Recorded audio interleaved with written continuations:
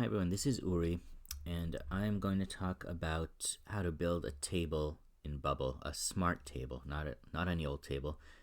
And what I mean by smart table is I've created this bar up here that is a filter bar, and based on what you click, it filters the results.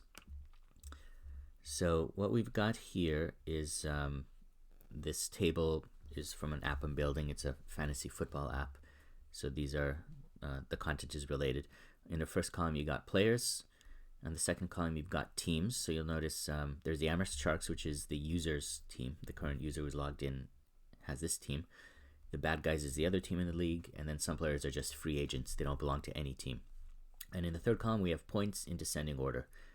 And based on what you click here, the default value is going to be all players, where you see all of the players. You can click on exclude my players, and this will show all the players who are not on the Amherst Sharks.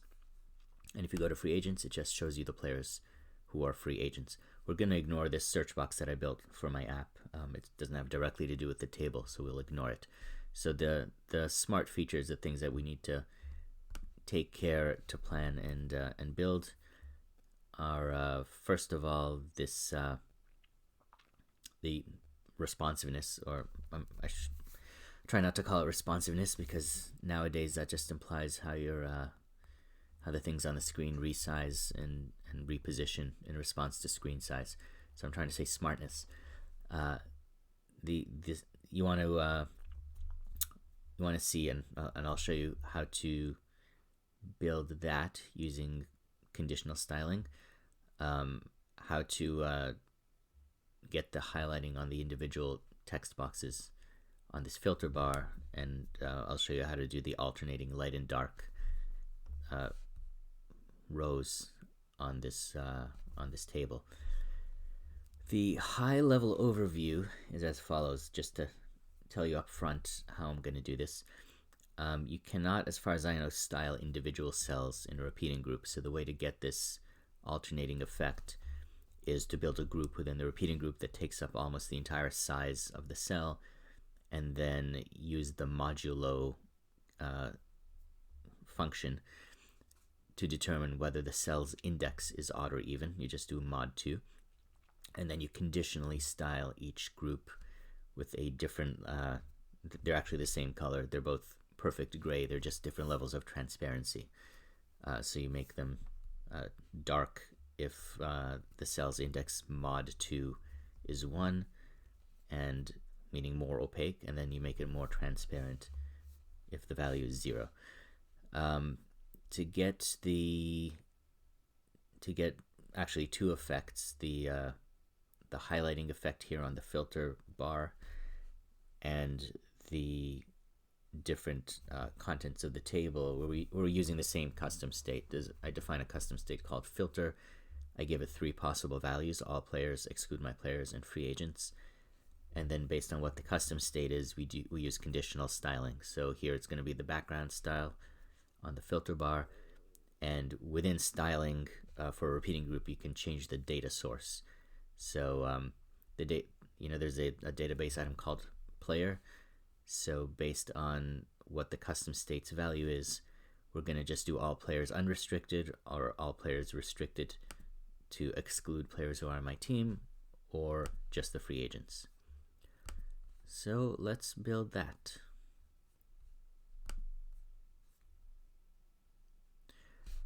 We're going to go to a clean page called experiment, and we're going to start with the repeating group.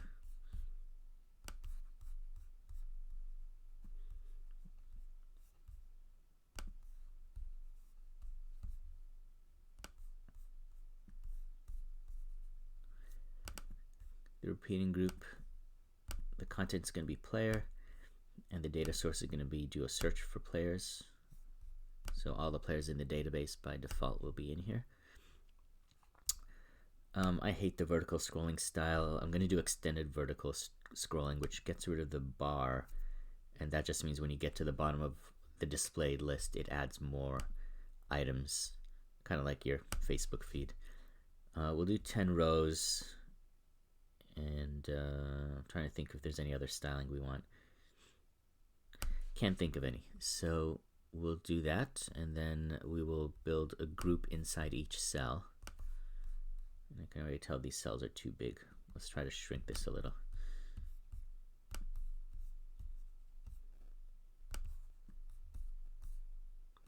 Okay, find the group. And I want the group, like I said, to be almost as big as the cell, but leave a little bit of white space on each border. So this group, we want some background color. So we're going to remove the style, not edit the style, because that changes the default group style across the app. So we want basically the default group, but we want to make one change to it, which is the background color. So this background style will be flat color. Like I said, we're going to do 2 different shades of gray, and gray is just 999, 999. And we'll do the dark cells. I want the top cell to be dark. I think it's a nicer effect. So 75% opacity will make it dark. And then we'll change the formatting conditionally, or the styling conditionally, so that if the cell's index is even, we will use 25% opacity to make a light gray color. So when current cell's index modulo 2 is 0, so that should filter out just the even numbered cells, then background color is 25. All right, let's see if that works.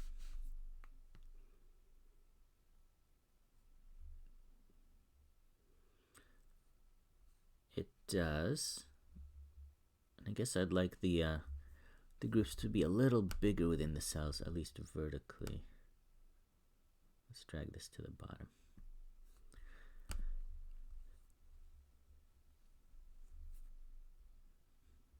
All right, I like this better. So another thing I want to do is move this down a little bit, because we're going to be putting more stuff above this repeating group, above this now table. So roughly centered with a little bit of space up top. Okay, so text, and we're going to have 3 text boxes corresponding to the 3 columns. So we're going to dynamically insert parent groups things. Thing, huh? We didn't assign a value to the group, so the group's content should be player, and the source should be the cell of the repeating group's player. Now we could do better things with this text. So parent group's player's name, to just get you the player name. I want this to be roughly centered, but I'm just going to go by site. And I do not like this body copy style. I like small title. I think it looks a lot better. Now, before we just copy and paste to make 2 more columns, let's think if there's anything else we need to style here. I actually can't think of any.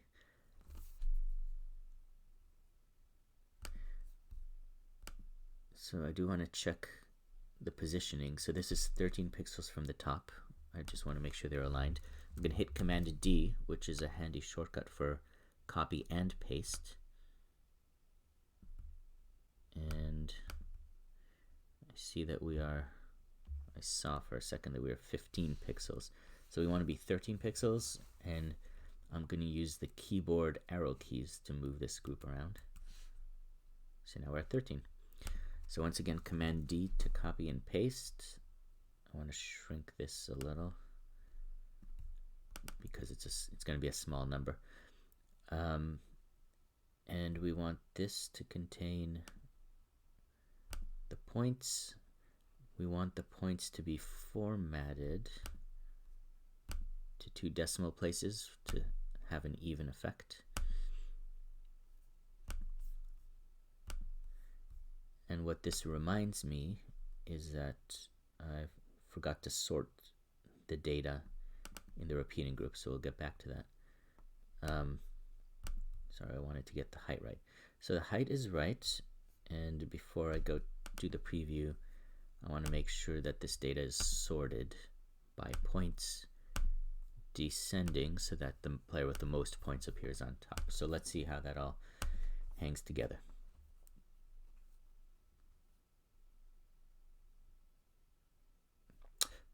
I need to change the value of the second column, but stylistically I think it looks good.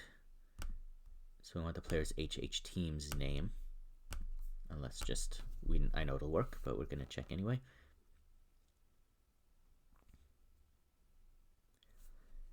There, so we basically have the table as we're going to want it. It's not smart yet, but we'll build the smartness in later. First you build a dumb table, then you make it smart. So just quickly and without too much fuss, let's make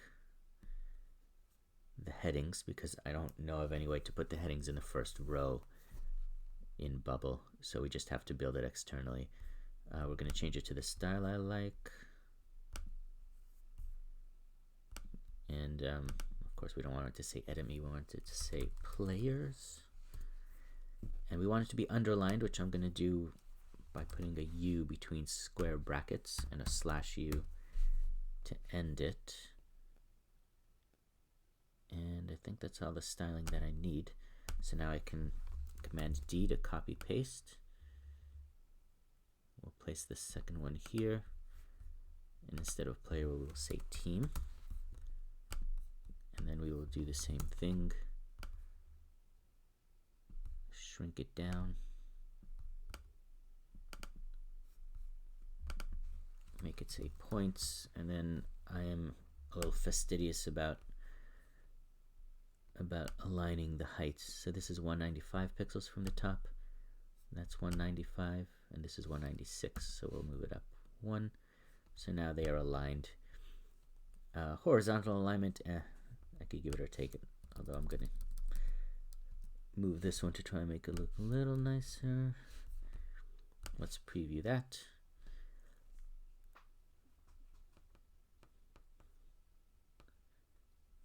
Almost good enough, but I'm gonna move all these down a little bit. I'm actually gonna group them. Why am I not grouping? Use the shift key and just move all of them down so they're closer. Okay, we're ready to build this filter bar. We do that with a group.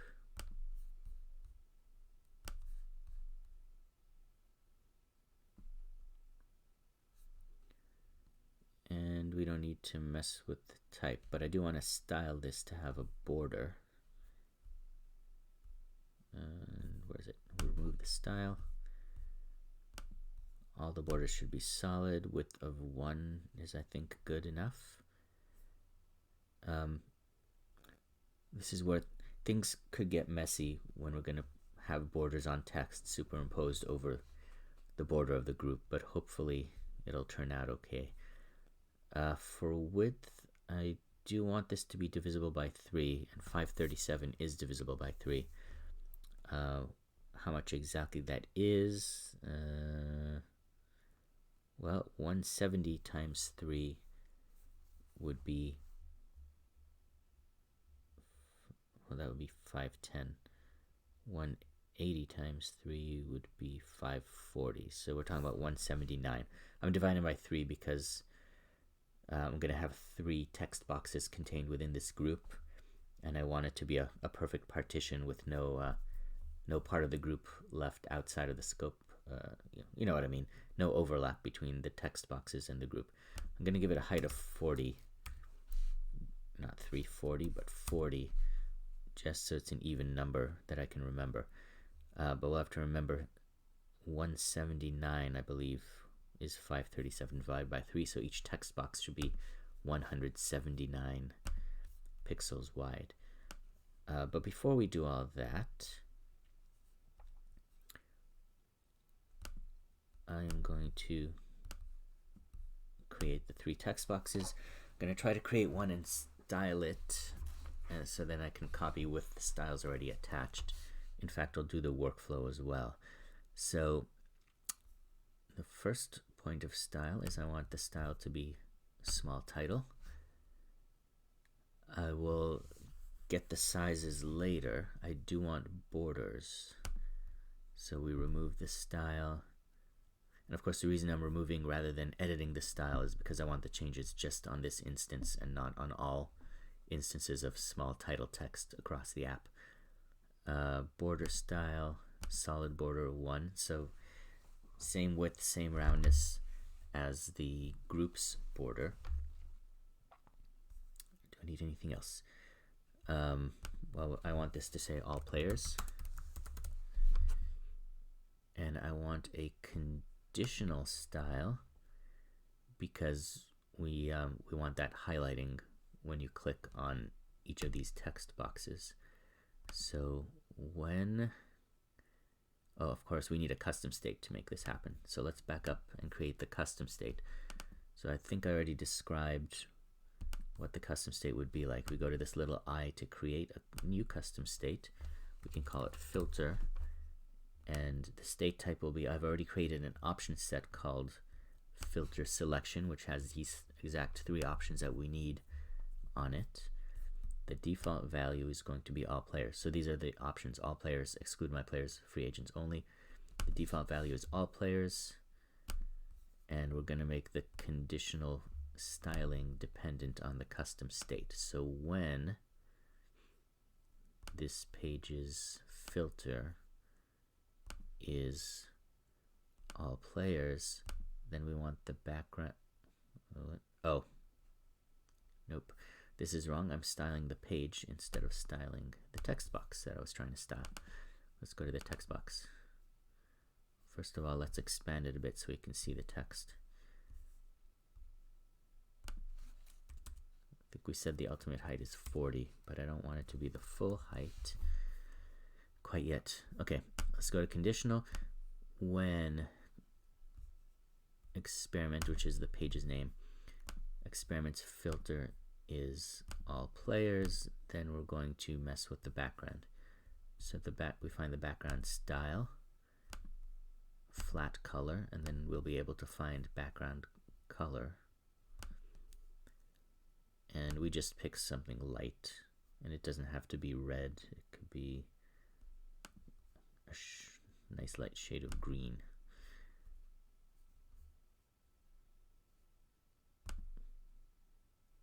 Okay, that should do it for the conditional. And I said I want a workflow. So when this thing is clicked, we want the custom state to come and be this thing. So we're going to go to element actions, set state, the page, the custom state, and the value all players. So that might be all the styling that we need. We're just gonna hit Control D and create the other 2 text boxes. And we are going to change for each one the text. So this will be exclude my players. We're going to change the condition because we want when the experiment filter is exclude my players, you get the highlighting on this box. And we're going to go and modify the workflow so that when this text box is clicked, the custom state gets reset to exclude my players. So I'm doing a lot here without testing, but I've already practiced this, so I think I got this right without the need to preview, and we will see once it comes time to preview. Command D for one last copy paste. So what we need to change is the text, free agents only, or just say free agents. The conditional formatting should change so that when free agents is the custom state, this text gets highlighted. And in the workflow, we are going to set the state appropriately again.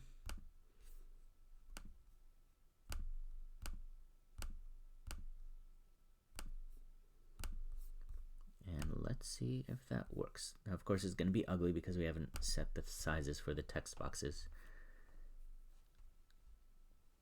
But we're checking for functionality before we're checking for beauty. So Yeah, we got the desired effect. Based on where you click, the custom state is changing, and therefore the conditional styling is changing. There's an ugly shade of green, but we're gonna leave it. So now is the part where it gets tricky sometimes, trying to get the text boxes to partition the filter bar into exactly 3. Now I need to remind myself of the dimensions of this group. So it's 537, and I think we said that divided by 3, that's 179, and height 40. So we're going to set the x's and the y's here. So the width of each of these should be 179, and the height should be 40, and it should be set, the first one should be set at 0x, 0y, these being the x and y relative to the container, meaning the group. And that looks right. Let's go to the second one. So this one should start at pixel 179 and should be 40 pixels in height.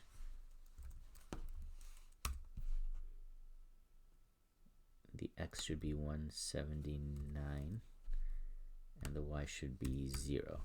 And that does look about right. And finally, for free agents,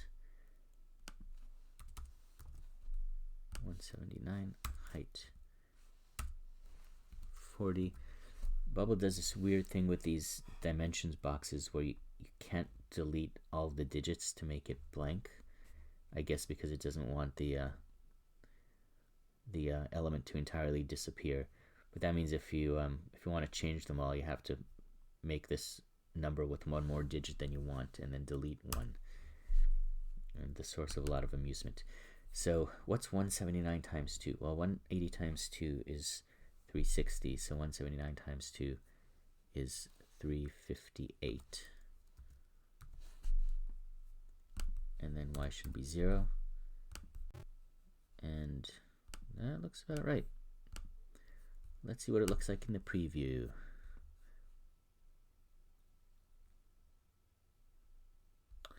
Oh, I hate when this happens. And it might have to do with the border. Is the border added on?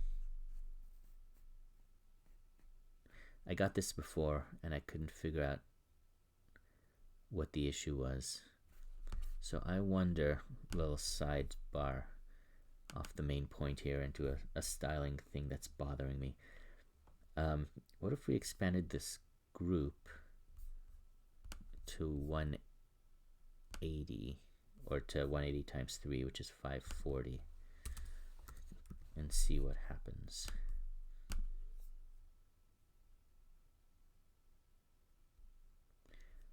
Better, but now you have this ugly gap. So what if we move this one over 1 and move this one over 2? That's probably just going to recreate the problem we had earlier, but let's see.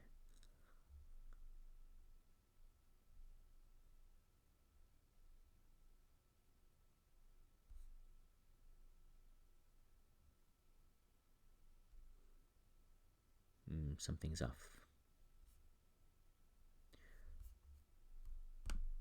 Let's try to move this one. You know what? I don't want to fall down a rabbit hole here. So this text is at 0, 0.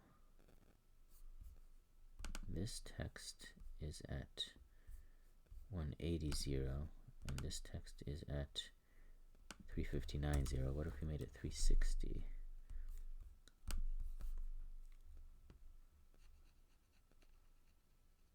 Yeah, same issues.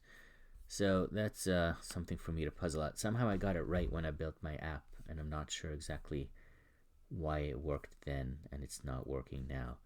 So I think we're just going to leave this a little ugly.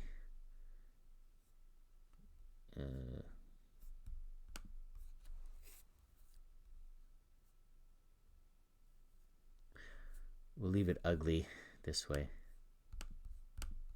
There's this gap over here that is not great, and I'm guessing it just has to do with the size of the field relative to the size of the border and the fact that there's two borders on some of the edges here, and maybe that's causing the group to have to expand to accommodate. I don't know.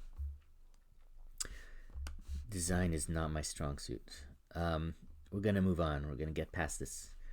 So I take this to be the bar is basically working as far as style, and the only thing that now remains is to make it smart, make the table responsive to which of these filters is selected, which really is which custom state, which value we're assigning to the custom state of the filter. So the way we're going to do that is we're going to go back to the responsive group, the repeating group, and here search for players included all of the players. We didn't filter any out, so now we're just going to filter them out conditionally based on the custom state, which is a really nice thing that you can do. So you define the condition when the page's custom state is, and we already have the value for all players, that's the default. So when it's exclude my players, we change the data source, and we're going to make that do a search for player, and we're going to put a constraint on it. So we want the team to not be my team, the user's team, which the user's teams is a list. So we're going to use isn't in. So HH team isn't in current users teams. So because I have a list of teams, if this team is not on the list, then it's not my team. That didn't make a lot of sense, but I think you get what I'm saying. We're going to sort by points descending. And what I'm saying is, in my case, the Amherst Sharks, this constraint is going to filter that out because it's going to display only the teams, only the players where the team is not on my list of teams. The Amherst Sharks is on my list of teams. So you already got what I'm saying, but now I said it explicitly. Should we test it or should we just build the third? Let's just build the third one. It's just going to be, I didn't have to close this window. It's just going to be another condition on the same repeating group element. So when experiments filter is free agents only, then the data source is do a search for players, and now we want just the ones with no team. So the constraint is going to be HH team is empty, and we're going to sort by points descending. So I expect that'll work, but let's see.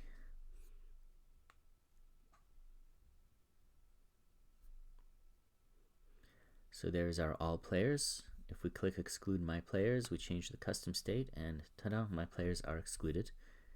Free agents shows just the free agents. So we did get it working, and the lesson I'm taking away is I need to work more on my styling, and in particular my understanding of how these containers and contents interact.